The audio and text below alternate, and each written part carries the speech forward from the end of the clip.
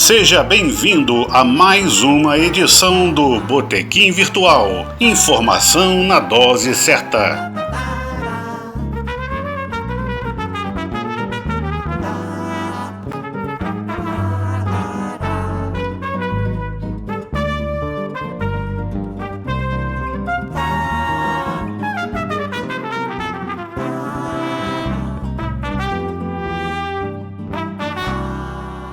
Olá, amigos do Botequim Virtual. Estamos de volta para mais uma conversa semanal, daquelas que a gente procura trazer assuntos sérios, mas debatê-los de uma maneira informal. Nessa semana não é muito novidade, né? O Flamengo ganhou mais um título, que é um assunto também que eu acho que a gente pode debater no futuro, né? Essa concentração econômica em cima de poucas equipes. Alguns chamam de espanholização do futebol brasileiro. Mas, enfim, é a notícia da semana esportiva. Parabéns ao Flamengo. E hoje nós temos um assunto que não é muito esportivo. A questão do planejamento estatal, a morte do economista que foi considerado o pai do consenso de Washington, né, o John Williamson. E parece que o neoliberalismo, que o consenso de Washington trouxe junto, está em crise. Nós estamos vendo aí o Estado cada vez mais atuante para superar essas crises. E o nosso entrevistado de hoje, ele é professor da USP de Direito Econômico e Economia Política. E é uma pessoa bem apropriada para debater esse assunto, porque ele tem livros, inclusive, sobre a industrialização do Brasil. Ele é um defensor, como nós aqui do Botequim, né, do planejamento rumo ao desenvolvimento do nosso país, e com base na experiência de outros países que se desenvolveram assim. Então, a gente trouxe o Gilberto Bercovitch para debater sobre esses temas, que nos são muito caros, né? Daqui no nosso Botequim, Gilberto, nós sempre trazemos esse tema do desenvolvimento do Brasil. No fundo, o desenvolvimento é a nossa linha editorial, mas nós procuramos trazer esse assunto complexo de uma maneira informal, num botequim mesmo. Hoje a gente está com a Alana Gandra, com o Hélio Silveira, Luiz Antônio dos Santos, o Randolfo de Souza e, como sempre, às vezes entra alguém, vai embora, mas todos pagam a conta, né? Não tivemos ainda ninguém fugindo sem pagar a conta. Gilberto, seja bem-vindo, um abraço para você e vamos então, como já é tradicional, passar para a Alana fazer a primeira pergunta, porque ela no momento é a única mulher aqui, mas nós temos a Marina Neri também, que está com problemas lá particulares e não pôde vir hoje. Alana, você, como sempre, amiga. Gilberto, a minha preocupação grande em relação à agenda do ministro Paulo Guedes de privatização das empresas brasileiras estatais. Estatais estratégicas, né, para o país, como a Serpro, Dataprev, o próprio Corpo também. Né? Como é que você vê isso e as consequências que se pode ter? Bom, primeiro eu queria agradecer o convite para estar aqui hoje, dizer que também saudar a vitória do Flamengo, que é sempre um prazer ver o Palmeiras perdendo, né? Isso é algo que realmente nos alegra muito e que faz com que, pelo menos, tenhamos esperança num futuro melhor. Né? Afinal, o Palmeiras perdendo é sempre um sinal que as coisas não estão tão perdidas assim. Né? E agradecer realmente o prazer de poder estar aqui. Bom, Alana, a política do Paulo Guedes a gente já sabe, a política da terra arrasada. Né? O Paulo Guedes, isso talvez nem os banqueiros talvez tenham se dado conta disso quando apoiaram Paulo Guedes para ser ministro da Fazenda. O Paulo Guedes sempre foi um sujeito que ele era escanteado nas equipes econômicas anteriores, né? Ele é da mesma geração lá do Pedro Malan, do Pércio Arida, todo esse pessoal que fez o Plano Real, né, que antes ajudava o MDB quando eles eram mais progressistas, depois foram para o Plano Real, viraram os defensores do ajuste ortodoxo, né, do consenso de Washington, né, como bem lembrou o Rogério Lessa aqui, que o John Williamson faleceu hoje, né? Quem elaborou as propostas iniciais, né? Mas ele sempre foi posto de escanteio, até acho que foi o Beluso que me contou, alguém me contou, que o Paulo Guedes foi para Chicago, porque na época eles iam estudar em Harvard, ou Yale, ou Columbia, não sei em qual que eles iam, e mandaram ele para Chicago justamente para não ficarem juntos. Eles nunca se bicaram. E aí o Paulo Guedes, quando voltou, ele passou um tempo no Chile, né, assessorando lá a equipe do grande governo democrático do general Pinochet, né, que é um governo, né, tão elogiado, né, pela Margaret Thatcher, pelo Milton Friedman, pelo Friedrich Hayek, né, e pelos nossos liberais. Né, acho que o general Pinochet é o suprassumo do avanço democrático e social no mundo. Ele assessorou lá o governo, então, uma parte, há um tempo, não sei quanto tempo ele ficou lá no Chile. Quando ele voltou, inclusive me falaram que na PUC do Rio davam para ele dar aula de matemática, nem para dar aula de economia, porque não queriam que ele ficasse perto.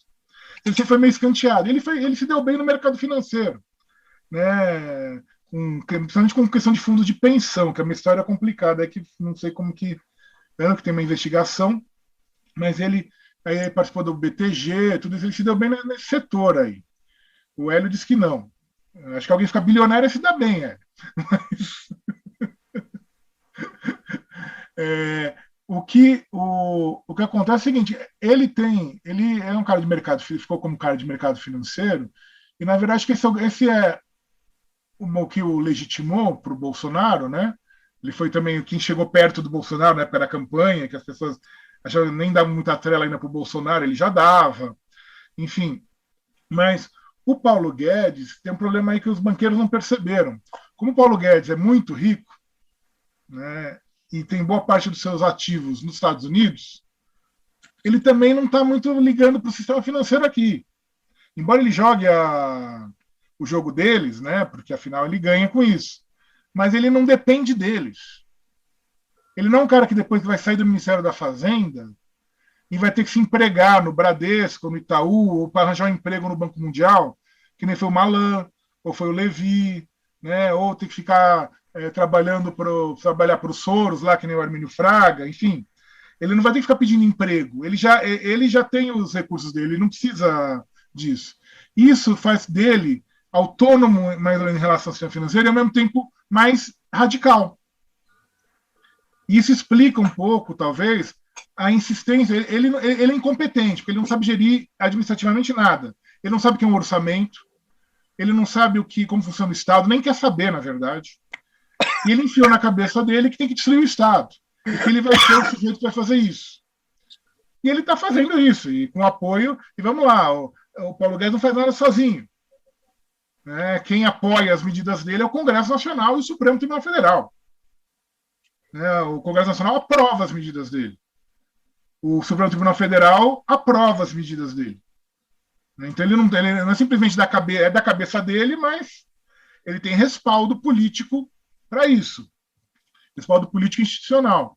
E o ponto dele é a destruição total. Então, é só num país que o Paulo Guedes é ministro da Fazenda que se propõe a privatização da Serpro ou do Dataprev. Quer dizer, que país do mundo que vai privatizar as empresas que controlam os dados estratégicos do país?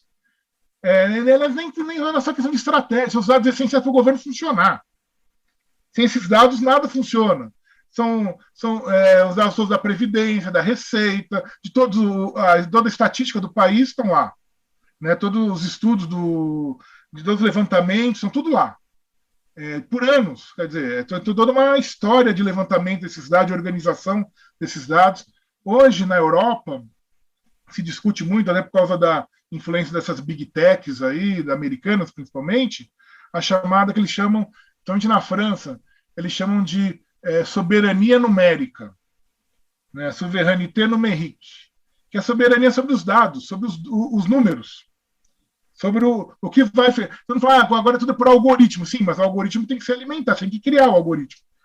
Alguém tem que alimentar, alguém tem que dizer como é que ele vai funcionar.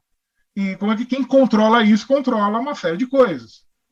Então, na Europa tem toda uma discussão sobre isso, para tentar não cair na mão da Amazon, do Google, da Microsoft, enfim. Tem toda uma discussão sobre isso. Aqui, simplesmente, vão privatizar. Até porque nunca se pensou a sério nessa questão do controle de dados no Brasil. Quando a gente descobriu lá que a presidente Dilma era espionada, né, todo mundo tomou um susto, mas era óbvio, porque o Brasil não tem nenhum tipo de segurança sobre dados. Aliás, o Brasil não tem nem gerador próprio de internet. A nossa internet vem dos Estados Unidos. Se o Biden acordar de mau humor e resolver cortar a internet do Brasil, ele corta. Fica todo mundo sem internet. Quer dizer, vem por cabo, né, dos Estados Unidos. A gente não tem servidor próprio, a gente não tem armazenamento de dados. Isso é tudo, vamos dizer, uma política que ninguém nem menciona, ninguém nem está preocupado. Isso, não se preocupam com isso, que é um dado assim, da modernidade. Imagina, então, com as questões, se preocupem com as questões tradicionais. Né? A gente está mencionando a questão da Petrobras, da Eletrobras, quer dizer, soberania sobre energia, soberania sobre petróleo, soberania sobre comunicações, quer dizer, é uma política de terra arrasada. Né? O problema todo é esse, é que o Guedes ele tem essa radicalidade, até porque ele não depende de ninguém, talvez seja esse o motivo da radicalidade dele, mas, ao mesmo tempo, ele não está sozinho. Ele tem um apoio, é isso que as pessoas não dão conta. Ele tem apoio do Congresso Nacional, ele tem apoio da cúpula do Poder Judiciário, e mais do que isso, muitas vezes ele tem apoio da própria chamada oposição. Eu dou um exemplo aqui que é simbólico, mas assim, as pessoas falam, não, isso não tem importância, mas tem sim. No início do governo Bolsonaro, ele fez uma medida provisória extinguindo uma série de ministérios, criando outros, enfim, fazendo a confusão dele lá na esplanada dos ministérios. Que, aliás, isso não é uma novidade dele. O Collor fez a mesma coisa, né? A Erundina, depois foi secretária da administração no governo Itamar, disse que demoraram 5 anos só para se achar depois do que o Collor fez na esplanada dos ministérios. Né? De tanto arquivo foi para um lado, órgão foi para o outro, a confusão que foi. Vai ser a mesma coisa próximo. Até se achar vai demorar alguns anos. Mas, enfim, e nessa brincadeira, ele propõe a extinção, pela primeira aniversário da República, desde 1930, do Ministério do Trabalho. Nem os militares fizeram isso. E aí a nossa gloriosa oposição parlamentar consegue segurar a votação da medida provisória, ela ia perder o prazo, ela ia caducar, aí fazem um grande acordo com o governo Bolsonaro. Eles aprovam a medida provisória, ou seja, a oposição no Brasil aprovou a extinção do Ministério do Trabalho para que o COAF não ficasse com o Sérgio Moro no Ministério da Justiça. Quer dizer, realmente não tem noção das coisas. Mirar no alvo, no passarinho e esquecer e não acertar o elefante. Qual que é a importância do COAF na mão do Sérgio Moro? Sinceramente, nenhuma. Porque ele ia ter o compartilhamento de qualquer jeito. Era mera retórica. Mas não aprova, eles poderiam ter barrado e ter caducado a medida provisória, impedido, não, eles extinguiram o Ministério do Trabalho. O voto, ela vota toda a oposição. É só olhar a sessão, está lá. Todo mundo, PT, PCdoB, todo mundo votou a favor da extinção do Ministério do Trabalho. Então fica difícil. A gente já tem o inimigo poderoso e aí ainda do nosso lado um bando de ou amador, ou mambembe, ou má fé, eu não sei o que é, ajudando do outro lado. É complicado. Essa situação, assim como também a eleição de figuras, até fora do Brasil, o Trump é um exemplo disso, né? Meio loucos e sem nenhuma responsabilidade com o ser humano mesmo, né? Pelo contrário. Isso expressa uma crise desse modelo de democracia. Como que a gente poderia aperfeiçoar? Nós temos tantas ferramentas hoje, né, de participação. Como que a gente poderia aperfeiçoar o modelo de democracia? Olha, assim, o plano da democracia, que a democracia está em crise, ela está em crise, acho que há 500 anos ela está em crise. Ela vive em crise. É da natureza da democracia a crise, porque qualquer regime que permite a contraposição de opiniões, de posições, é óbvio que ele gera crises, né?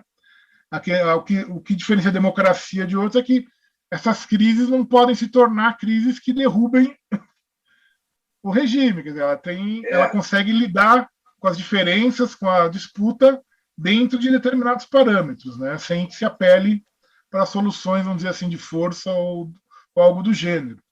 Então, o problema é tanto a democracia. A gente tem um problema de representatividade, sim, aí sim, que é o papel do poder econômico na eleição dos representantes, que é algo que no Brasil é algo que realmente me surpreendeu num dado. Quando propuseram o fim do financiamento privado da campanha eleitoral, eu achei que era uma boa ideia. Eu falei, bom, isso é bom porque esses deputados vão ser eleitos pelo fundo partidário, não vão ser mais eleitos com o dinheiro da empreiteira X ou da empresa Y, e vão, então, ser mais livres para poder defender os interesses dos seus eleitores, né? E não vão estar tão preocupados em ficar agradando empresas ou interesses econômicos privados. Mas qual foi a minha surpresa? Que piorou. Quer dizer, eles têm o fundo privado, fundo público, de alguns bilhões, não é pequeno. Aí, lógico, vai criar um outro problema que a gente sabe hoje, né? Não tinha como saber, né? Que é a disputa dentro dos partidos por esses recursos. Então, hoje, o sujeito, a gente achou que ia diminuir o número de partidos, né? Não, aumentou, porque virou um bom negócio ser presidente de diretório regional do partido, porque você controla o fundo partidário no Estado.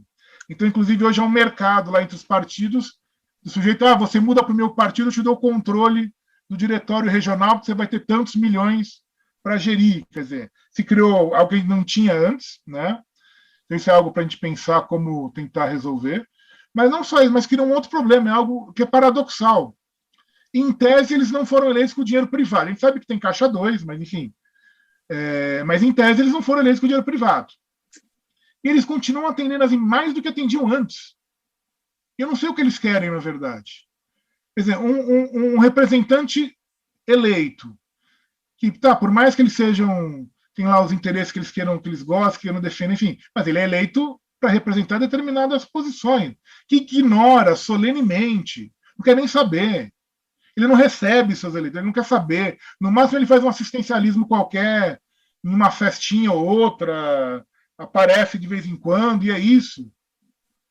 E que, na verdade, ele poderia representar esses interesses, ter uma maior legitimidade, uma maior representação. Não, ele opta por atender interesse de determinados setores privados que, em tese, não financiam mais a eleição dele. Então, eu quero saber o que ele ganha. Onde é que está o pulo do gato aí? Porque não é mais no financiamento de campanha. Essa é alguma outra coisa que a gente ainda não sabe. Então, o grande problema da nossa democracia, primeiro, é o papel do poder econômico nela. Então, talvez seja o caso de proibir todo e qualquer financiamento. Enfim, o cara se vira com recursos próprios. Né? Você fala, vamos beneficiar bilionário, você põe um teto. Pode gastar até X, sei lá. Enfim, dá algum jeito tem que ter. Porque não é possível que nós continuemos elegendo representantes de grandes empresas. É só olhar a lista de quem é deputado, quase todo mundo é milionário. Mas é um parlamento dos ricos. E que eu saiba, dos 210 milhões de habitantes do Brasil, a imensa maioria não é rica. Ela não ganha nem R$2.000 por mês. Está bem longe de ser classe média, quanto mais... Eu até vi uma frase do economista Eduardo Moreira, que é controverso, né? Que parece que até apoiou o golpe, mas ao mesmo tempo tem umas ideias boas.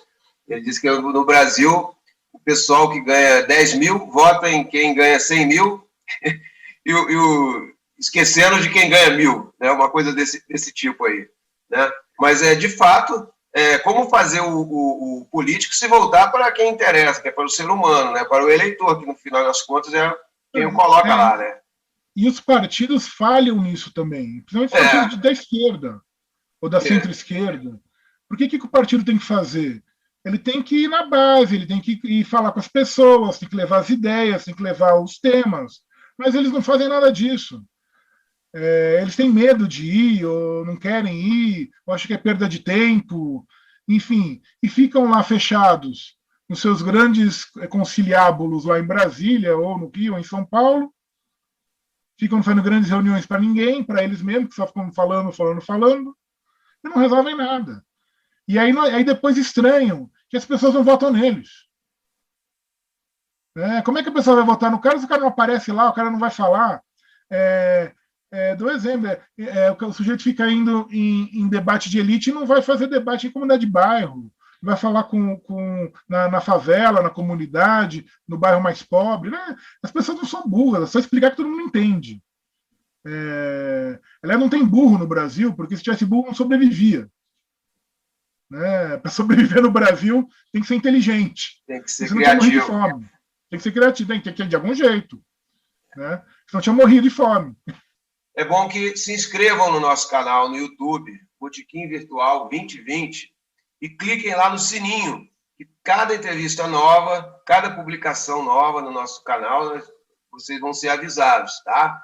E temos também a nossa página no Facebook, Botequim Virtual, e o nosso blog, botequimvirtual.com. Prestigiem, por favor. Se gostaram, indiquem para os amigos. Se não gostaram, indiquem para os inimigos. Agora, vamos então à pergunta do Hélio e a resposta do professor Gilberto vem depois dos comerciais, tá bom? Agora, só para fazer um pequeno rapidinho, que deve estar sendo cortado, é o seguinte, o Guedes era tão desacreditado nos anos 70, 80, que ele era conhecido por causa de uma novela como Beato Salu. Ninguém levava a sério. É isso. O Randolfo deve saber disso. Abriu seu microfone, né? Convivido com o Guedes no tempo do IBMEC.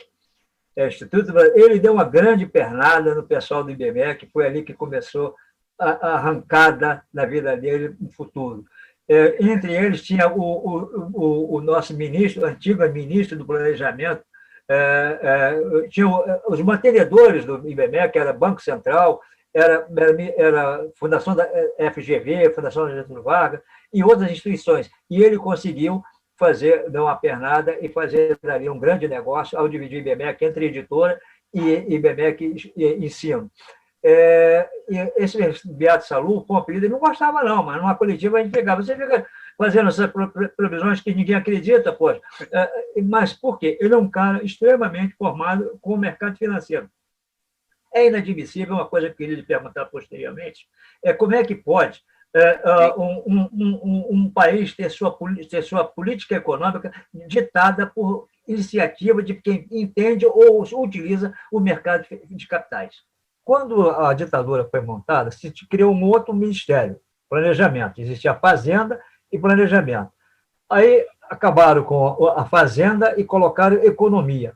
Então, como é que se pode tratar, você que é um especialista em direito econômico, questões de interesse popular com a visão estritamente ligada a ganhos, a pensar só em investidores? O Paulo Guedes, por exemplo, BTG Pactual, se a gente for pegar uma avaliação desses leilões todos que estão sendo feitos por aí, tem sempre um BTG Pactual lá no meio, entrando nessa parada.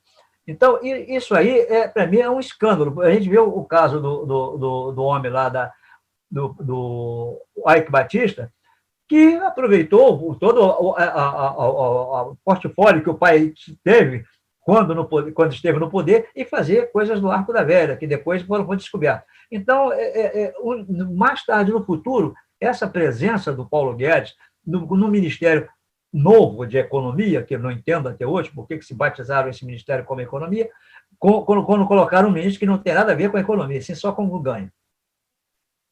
Na verdade, são duas coisas. Primeiro, a gente tem um esvaziamento do Ministério do Planejamento progressivo, desde os anos 80. O Ministério do Planejamento, primeiro ministro do Planejamento do Brasil foi Celso Furtado, como vocês bem sabem, em 62. Depois vai ser recriado na ditadura, vai ser o Roberto Campos, e aí vai vir lá o pessoal lá da ditadura. E aí ele continua, aí é o Sayad quando vem o Sarney, né, e depois vai ser o Serra, enfim, vai ter lá os vários ministérios. O que acontece no Ministério do Planejamento, desde os anos 80, que ele vai sendo progressivamente... Como o Brasil não planeja mais, o Brasil não planeja desde o final dos anos 70, como um todo. Né? Pode ter planejamentos setoriais, né? Mas ainda sobraram alguns, mas como planejamento geral, desde o fim do segundo PND lá do Geisel, não tem mais um plano geral. Certo ou errado, enfim, o PND tem lá seus problemas também, mas não é o ponto. Inclusive, juridicamente, toda a legislação sobre planejamento, sobre como tinha que fazer o plano, organizar, foi revogada em 78. Quando revogaram os atos institucionais, revogaram também os chamados atos complementares. E a legislação de planejamento era um ato complementar. Foi revogado junto. E ninguém nunca mais fez. Nada. E aí, a mesma Constituição pedindo, a Constituição fala em planejamento. Fala que tem que ter uma legislação sobre planejamento. 36 anos depois, agora, nada. 30 e tantos anos depois, nada. O planejamento foi deixado de lado e o planejamento vai sendo substituído no pleno ministério por orçamento. Isso é um fenômeno no Brasil. Cada vez mais se preocupa com o orçamento e menos com o planejamento. E aí se faz um arremedo, que está na Constituição, inclusive, e depois vai ser a desculpa já no governo do Lula e da Dilma para dizer que eles faziam planejamento, que é mentira, que é o tal do PPA, Plano Plurianual. Plano Plurianual é uma lei orçamentária prevista na Constituição, que a cada 4 ou 5 anos tem que ser feita. Que, na verdade, é o quê? Uma mera previsão de gastos. Não quer dizer nada. Pode ocorrer, pode não ocorrer, pode ir naquela, pode não, mas assim, eu quero em 4 anos gastar 10 bilhões em educação, 20 em saúde, 5 em infraestrutura, enfim. É uma carta de intenção de médio prazo, de 3, 4 anos. E só. Ela não vincula, ela não direciona o Estado, ao contrário do planejamento, ele mostra que lado o Estado está indo. Onde o Estado está investindo, o que está fazendo, qual que é o projeto para daqui a 2, 3, 4, 5, 10 anos, né? Então, eu vou investir em ferrovia, vou investir em rodovia, vou investir aqui nessa região, eu vou mudar a matriz industrial, enfim. Tem lá, ele dá as indicações da política que vai ser seguida por algum tempo. Inclusive, serve para a própria iniciativa privada poder programar os seus investimentos. O cara vê, não, vai ter investimento em ferrovia, então eu vou ampliar a minha planta de fornecimento de material ferroviário. Não vai ter, então não vou investir nisso, vou investir em outra coisa. Enfim, tem como ele tentar ter um mínimo de planejamento no setor privado. O que acontece é que o orçamento ganha força, então se diz que o planejamento é reduzido a orçamento. Eu fiz planejamento, eu fiz o PPA. Tanto que o próprio governo, eu fiz o PPA, olha, como quem diz que não tem planejamento. Que era o Plano Brasil em Ação do Fernando Henrique, que era o PPA do Fernando Henrique, só que ele deu o nome de Plano Brasil em Ação. Então você esvazia por orçamento. E desde o Fernando Henrique, consolidadamente, né, mas isso já vem de antes, o Ministério do Planejamento só gere o orçamento. Ele gere o que vai ser aplicado, o que não vai ser, o que vai ser contingenciado, aí a discussão com os servidores sobre aumento ou não dos servidores, né, vocês vão ter aumento, não vai ter aumento, que maneira vai ser, como vai ser feito, enfim. Se foi se reduzindo disso para fazer o que o Bolsonaro fez, é um pulo. Que já não se faz planejamento mesmo, então põe tudo na mesma rubrica. Lógico, eles exageraram, porque aí já é uma medida mais rápida, vão extinguir o Ministério do Trabalho, vão extinguir o Ministério do Indústria e Comércio, vão extinguir o Ministério da Previdência, enfim, uma série de ministérios vão juntar com a ideia de que o Guedes seria o super gênio, que seria o super ministro, que saberia tudo, enfim. A gente sabe o que ele é. Aliás, o país está vendo o que ele é, o desastre que é a gestão dele, que ele vai botar a culpa na pandemia, mas a culpa não é da pandemia, a pandemia só acelerou o processo, só agravou o processo que já vinha. Né? Em 2019 a economia já estava um desastre, né? Em 2020 piorou por causa da pandemia, mas o desastre já vinha. Né? E um dos fatores de não conseguir sair da pandemia, entre outras coisas, é a política do Guedes. A gente não consegue sair de nenhum, não vai sair. Na Europa, nos Estados Unidos, você garante, você tenta proteger o vínculo de emprego e você tenta garantir alguma renda.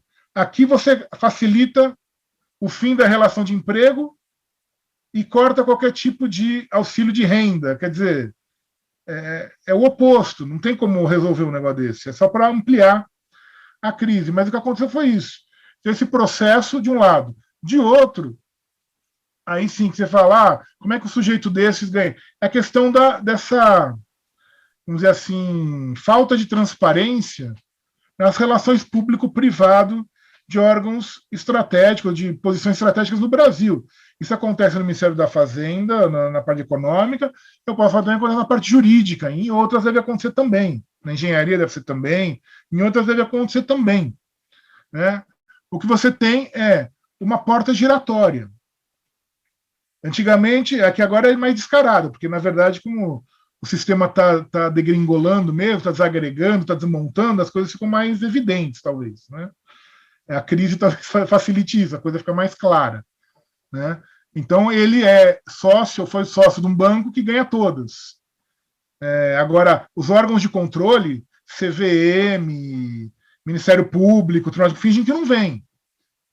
Aliás, a CVM só existe para processar a empresa estatal que tem capital em bolsa, que é a Petrobras e a Eletrobras, basicamente.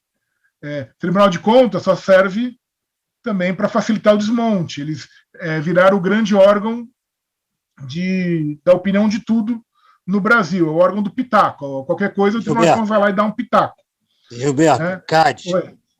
CAD. O CAD. Bom, o CAD sempre foi uma vergonha. O CAD, eu brinco com os meus alunos, o CAD é um órgão que tem profundas crises existenciais. Porque o CAD surgiu, a primeira vez que aparece, em 1945, no decreto-lei do Getúlio, da Lei Malhaia, do Agamenon Magalhães, que era a Comissão Administrativa de Defesa Econômica. E era uma outra lógica, a lógica, inclusive, de intervencionista, de quem abusasse do poder econômico de ser expropriado, inclusive. Obviamente, isso não durou 6 meses. Derrubaram o Getúlio em 1945, revogaram essa lei, extinguiram a CAD. Aí volta, em 62, com a lei da concorrência aprovada no governo João Goulart, que é o projeto do Agamenon Magalhães de novo. Só que aí o CAD. Então já trocou de sexo, né? Então nasceu mulher, virou homem. Então já tem uma crise aí. Aí era a CAD, virou o CAD. E aí a lei, é engraçado, isso é uma questão jurídica, só no direito que acontecem essas coisas. A lei dava todas as características de autarquia para o CAD. Só que não estava escrito. O CAD é uma autarquia federal. Mas era óbvio que era. Tinha todos os elementos de uma autarquia. Ficaram discutindo 20 e tantos anos se o CAD era ou não era uma autarquia.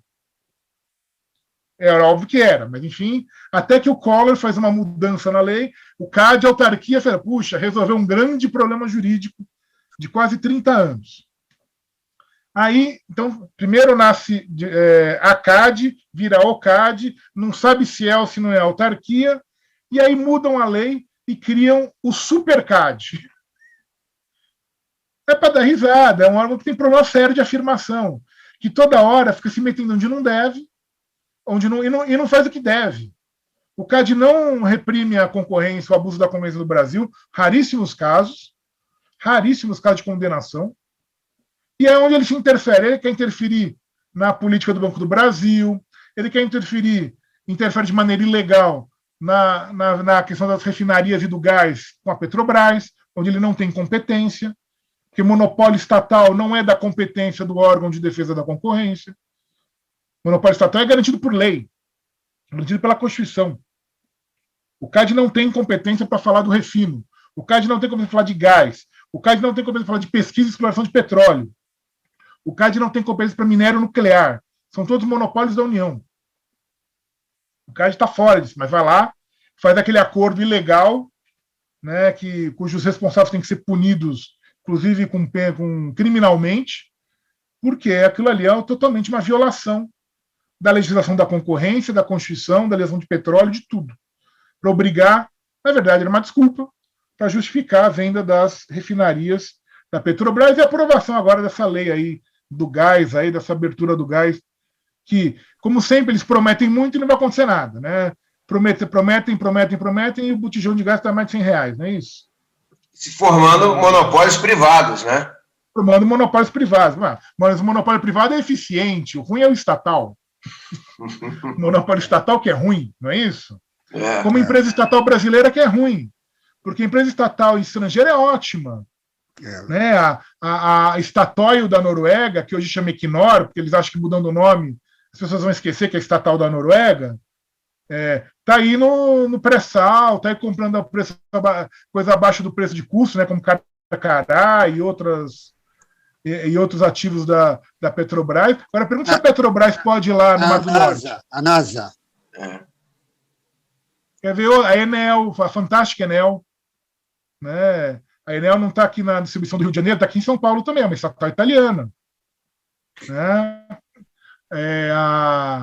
A Telefônica da Espanha é uma estatal espanhola, a Telecom Portugal é uma estatal portuguesa. Essas podem. As ruins são as nossas. Né? As nossas são atrasadas, ruins, né? Tem cabide de emprego, né? Marajá, desvia dinheiro, e assim por diante. Esse é o problema. Então, na verdade, Randolph, tem esses dois processos, de esvaziamento do planejamento, na verdade, e dessa porta giratória, dessa relação público-privado que não é clara. Né? As pessoas. A prova disso, o Banco aprovaram agora a lei de autonomia do Banco Central, né? Que é um outro absurdo. O Banco Central hoje é um órgão que paira sob a esplanada dos ministérios, não está vinculado a ninguém. E está lá um fantasminha ali sobrevoando. Né? E tinha um mínimo de controle, que não era nada, era aquela quarentena de 6 meses que não serve para nada, enfim. Mas tinha algum controle. Foi vetado. Quer dizer, o sujeito pode ser diretor de banco e ser diretor do Banco Central. Pode ser sócio de banco e diretor do Banco Central. Quer dizer. Essa questão do Banco Central, na criação dele, o Dênio Nogueira marcou uma coletiva com a gente, na época. E isso foi questionado. Vem cá, qual é a similaridade que vocês têm com o FED? Nenhuma, porque realmente o que era? O pessoal achava que o Banco Central não podia ser o caixa do Tesouro, porque era essa a finalidade dele. Ele controlava o sistema bancário, controlava as empresas abertas, tinha a gerência de mercado de capitais, gerência bancária, então ele tinha um poder absoluto. Como ele foi bolado. Então, isso tudo foi questionado na época. E hoje que se fala em independência, que a gente não sabe que tipo de independência está sendo feita. Independência em relação a quem? Porque o Banco Central, que parece, nunca foi vinculado ao governo, né? Sempre esteve ligado ao mercado. Então, por que ele não tem independência em relação ao mercado? Ele só tem independência em relação ao presidente? Quer dizer, não faz nenhum sentido. Aliás, esse modelo é um modelo que é complicado nos mais variados aspectos, desde os aspectos funcionais, de como ele atua, até aspectos de teoria mesmo, de controle democrático, de estrutura do órgão, enfim. Eu estou vendo o Hélio aqui querendo perguntar, mas o Luiz Antônio está quietinho, né, Luiz Antônio? Professor Bercovici, a gente viu recentemente e não se confirmou uma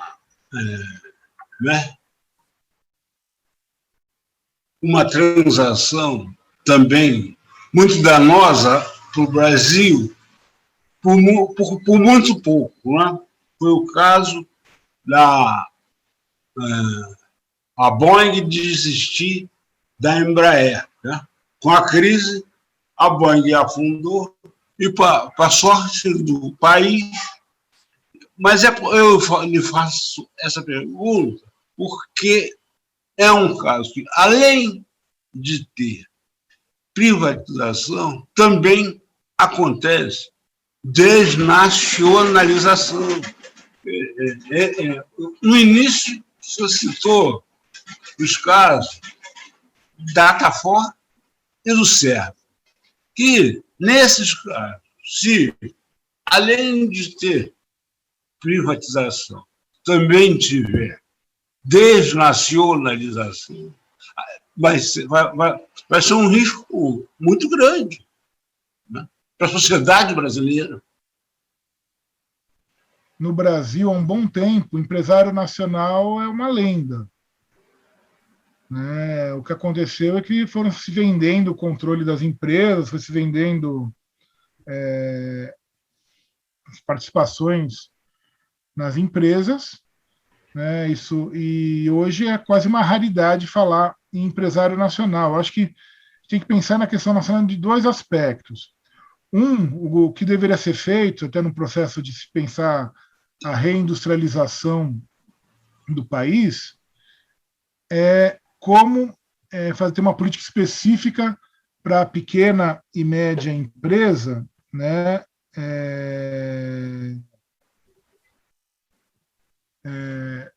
como tem nos Estados Unidos, quer dizer, tem o CFIUS, né, que é a política de proteção à pequena e média empresa nos Estados Unidos, porque atua mesmo, porque aqui também é uma questão de mentalidade, é engraçado, né? Nos Estados Unidos o cara pode tentar um negócio, quebrar, tentar de novo, quebrar de novo, até acertar. Aqui, se o sujeito quebrou uma vez, ele nunca mais tem crédito. Ele está fora do mercado, está com opróbio, nunca mais volta. Quer dizer, então tem uma série de questões aí que tem que ser repensadas, né? Seja para estimular pequena e média empresa no sentido de fornecimento do que elas podem fornecer, obviamente, para o sistema, e criar geração de emprego, elas geram mais, tudo isso. E aí linha de crédito, treinamento, enfim, o que é possível. Mas no caso da grande empresa, eu acho que hoje, num primeiro momento, pelo menos, né, para se garantir controle nacional, vai ter que ser estatal. A empresa privada grande, hoje no Brasil, ela está na mão de estrangeiro ou de quem pensa só nessa política de mercado financeiro, que é essa estratégia de gestão que a gente brinca, que é a estratégia Lehman de gestão, né? Que é você utilizar a empresa como se fosse um suco, né? Você vai sugando, e depois joga fora a casca. Que é isso que eles fazem. Então você manda embora as pessoas, você corta custos, e corta, até a hora que a sua empresa, na verdade, não vive do que produz, ela vive do que você aplica no mercado financeiro. É o que se explica como entidades como a Fiesp, por exemplo, viraram as grandes defensoras da política do Paulo Guedes. Porque não é a Federação dos Industriais de São Paulo, é a Federação dos Importadores do Estado de São Paulo. O caso daqui da pandemia é um exemplo. O Brasil sempre teve alguma indústria de materiais hospitalares, de material para a saúde. Isso, obviamente, ela sofreu com o tempo, as políticas todas de abertura, enfim, tudo que a gente já sabe que aconteceu. Agora era uma oportunidade de tentar reestruturar essa indústria. Mas não. A grande preocupação desse setor qual é? Eu estou importando da China, da Índia, não sei de onde, e eu não quero que o meu insumo, o meu material, seja requisitado por um governo estadual ou por um governo municipal qualquer, pela via judicial, por um decreto. Eu quero que garanta que a minha importação valha. A Associação dos industriais do setor hospitalar é a Associação dos Importadores, na verdade. E você perde oportunidades. Os Estados Unidos não perderam. Isso ainda no Trump. Eles usaram o chamado Defense Production Act, o Ato de Defesa da Produção, que é uma lei dos anos 50, da Guerra da Coreia, que permite que o presidente reestruture o setor industrial para atender à necessidade de defesa, seja uma defesa militar ou uma defesa, aí no caso, né, em relação à saúde pública da pandemia.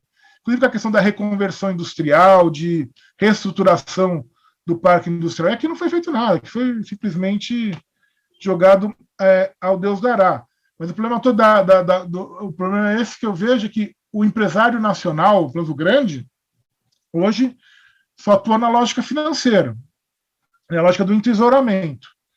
Talvez seja como a Embraer, ou mesmo a siderurgia, essas grandes empresas foram a base da nossa indústria, talvez seja o caso até de reestatizar para poder reestruturar o controle nacional, e aí, se for o caso, ver se continua ou não com o Estado, enfim, mas é uma outra história.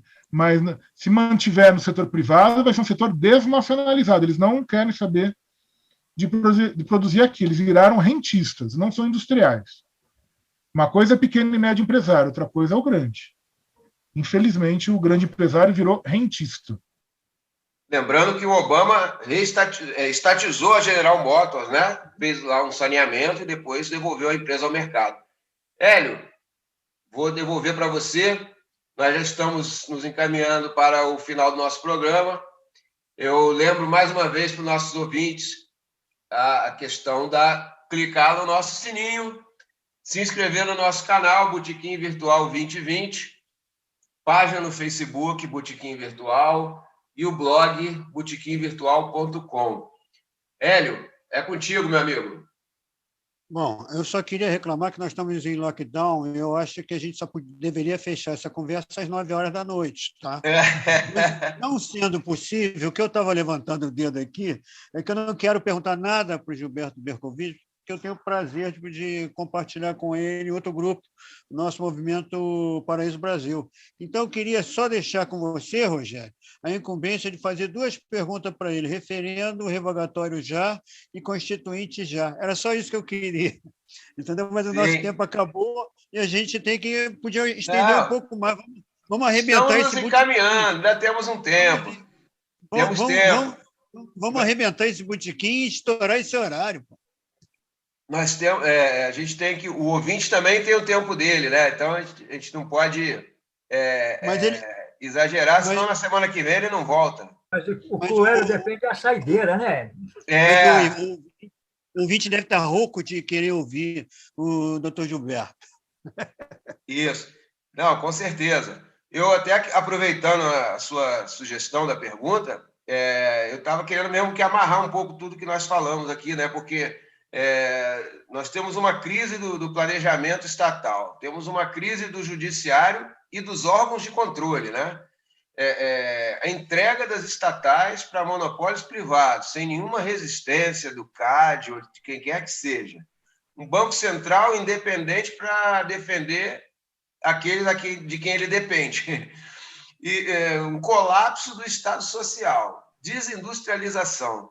O que a gente pode esperar, né, se a própria representatividade da democracia está em crise? Tem alguma luz no fim do túnel, professor? Então, tem. Espero que não seja um caminhão vindo no sentido contrário. Pois é. ou um trem, né? A questão é a seguinte, olha, é que a gente tem que pensar. Nenhuma sociedade do mundo é suicida. O Brasil está no fundo do poço? Não, talvez ainda tenha mais poço, a gente não sabe. Né? A única vantagem do fundo do poço é que você sabe que dali não vai mais para baixo, você só pode subir. Talvez a gente ainda tenha que cair mais um pouquinho ainda com esse desgoverno que nos cabe. Né? Pelo menos mais 1 ano e meio aí disso. Né? Porque a gente sabe muito bem que isso aí não vai cair antes do final do mandato, salvo 5 generais ou 3 almirantes resolver o assunto indo na sala dele e falando para ele renuncie. Fora isso, não vai ter impeachment, nada disso, não tem ilusão. Né? Então, vai ter que aguentar isso aí até o fim. Rezando para não ser reeleito. Né? Rezando para não ser reeleito, que tem chance. Né? Enfim... esse é um desastre. Agora é o seguinte também, chega uma hora que tem que reagir. A Inglaterra da Thatcher está restatizando as coisas. Está restatizando saneamento, energia, porque não funcionou, não funciona. A gente já sabe que não funciona, mas que é o exemplo, não funcionou. Na Alemanha estão restatizando. Os Estados Unidos nunca privatizaram. Os americanos não são bobos. Né? Eles falam, faça o que eu falo, não faça o que eu faço. Essa é a questão. O aeroporto nos Estados Unidos é público.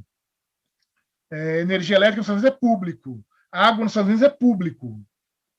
Metrô é público. Quer dizer, são todas empresas, geralmente empresas locais, né, ou estaduais, não são necessariamente nacionais, né, mas aí é da tradição federalista deles, enfim, mas são públicos. Aqui no Brasil, a gente vai ter que, se quiser prestar serviço de energia elétrica, vai ter que restatizar. Se quiser prestar serviço de saneamento, vai ter que restatizar. Se quiser prestar serviço de telefonia decente, de novo, vai ter que restatizar. O petróleo vai ter que ser restatizado. A não ser que se queira simplesmente abrir mão, o único país do mundo que abriu mão de uma receita gigantesca. Quer dizer, ninguém abre mão, só o Brasil. Não faz sentido algum. Né? A Vale do Rio Doce já deu mais motivos para ser reestatizada, só com os acidentes que ela causa, que não causava quando era estatal. Por que será, né?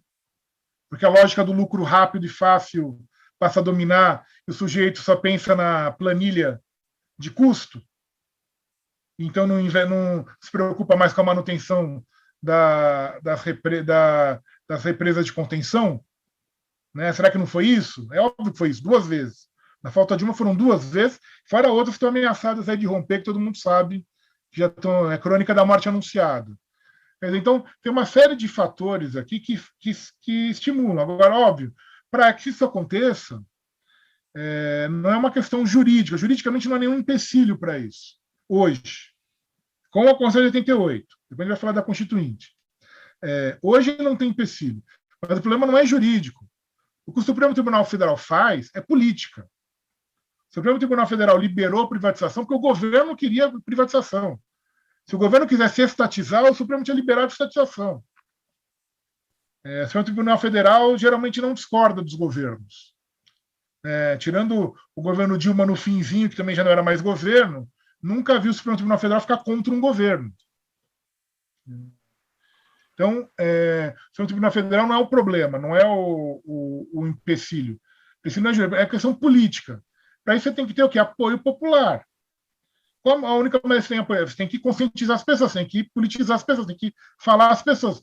Daí a ideia que o senador Requião tem, e que acho que é essencialmente importante, do referendo revogatório, porque você vai abrir essa discussão. A gente já sabe que a mídia inteira vai ser contra. Já sabe que todos os canais de televisão e jornais vão ficar xingando. Só que a gente não pode esquecer que nos anos 50, com muito menos informação, a campanha do petróleo ganhou. E a campanha do petróleo foi efetivamente campanha popular.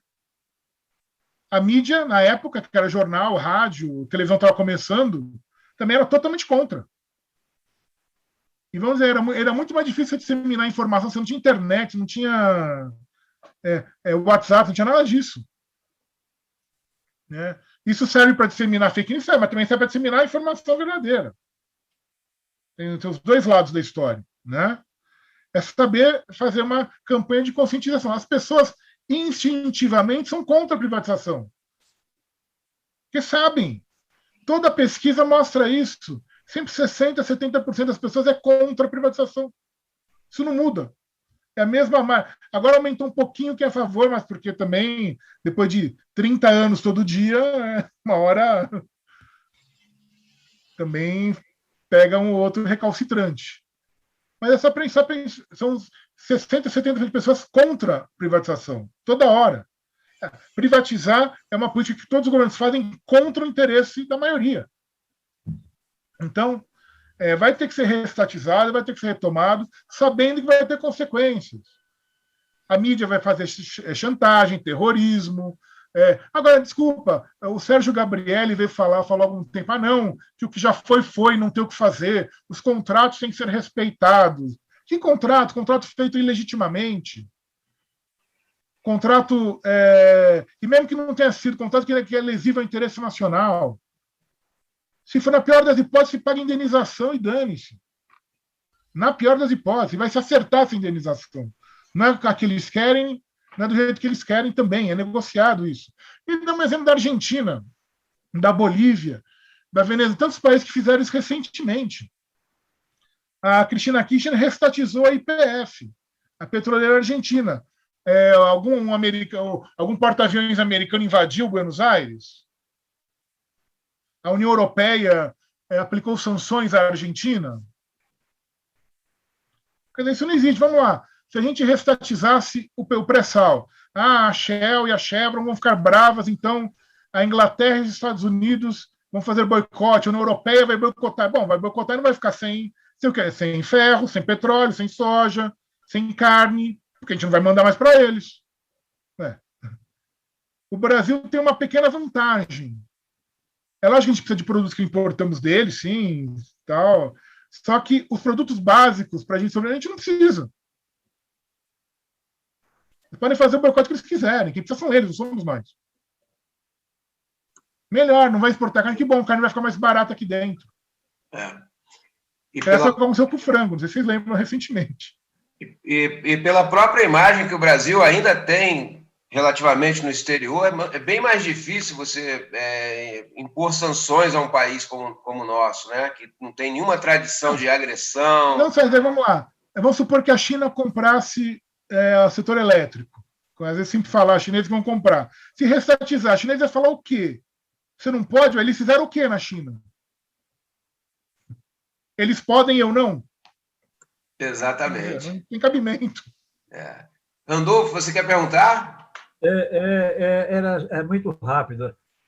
A questão política que ele levantou no começo, a questão da escolha política, realmente a mídia comercial, ela tem uma culpa enorme nisso.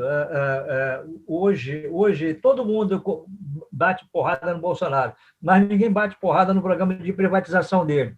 Quer dizer, é um negócio meio estranho na cabeça de qualquer brasileiro. Você vê agora recentemente no Equador, elegeram um banqueiro que acabou com o sistema financeiro em outras épocas e, no entanto, ele foi eleito.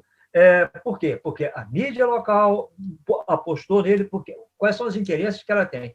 Vocês que trabalham nessa área econômica deveriam, por exemplo, uma das coisas que a gente deveria definir mais eram os programas de governo, para quem é candidato, para especificar bem o que é a economia que ele vai querer colocar em prática. Isso não aparece. Aparece, nós vamos acabar com a mordomia, vamos acabar com não sei o quê, mas ninguém fala como utilizar os recursos públicos. Quando você falou ainda há pouco que hoje em dia se faz um orçamento, se adapta o planejamento ao orçamento, não ao orçamento que tem que se adaptar ao planejamento. O orçamento é feito com base no planejamento, e não ao contrário. Exatamente, é o problema todo do sistema. E aí é por isso também, e aí, retornando à última questão que o Hélio fez, eu falo isso, meus colegas ficam bravos, mas enfim. A Constituição de 88 ela tem muitas coisas boas, mas ela esgotou. Infelizmente, o sistema político dela entrou em parafuso, entrou em colapso. A gente está numa crise constitucional há mais de 5 anos, e não sai dela.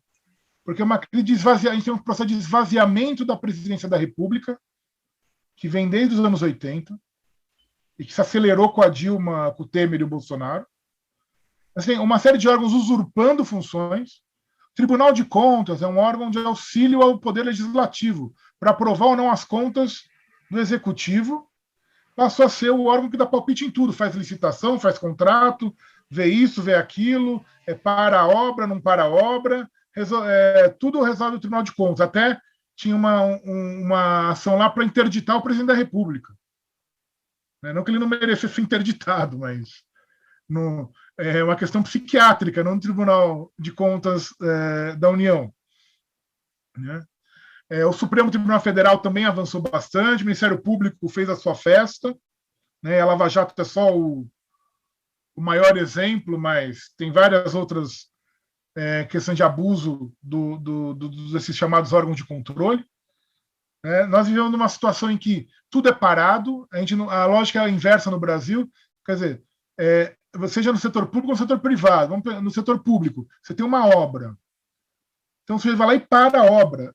Gasta muito mais dinheiro parar e retomar do que deixar a obra continuar, auferir o que foi feito eventualmente de desvio, de vantagem, e aí cobrar dos responsáveis por isso.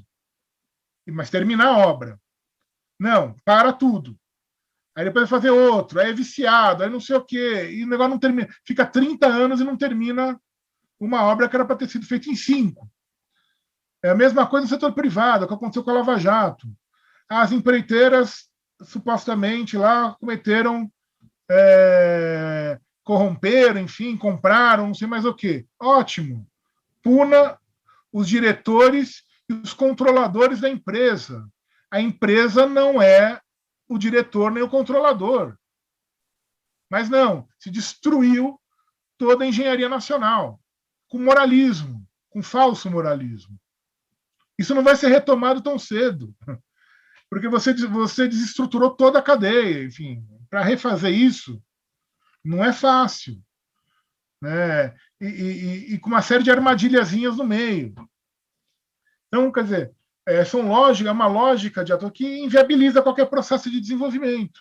Isso tem que ser revisto, tem que ser repensado. O sistema político, como a gente comentou, o sistema que a gente achou que funcionaria com financiamento não funcionou. Então tem alguma coisa errada. A gente tem que pensar o que está errado aqui. Esta foi mais uma edição do Botequim Virtual. Informação na dose certa. Até a próxima.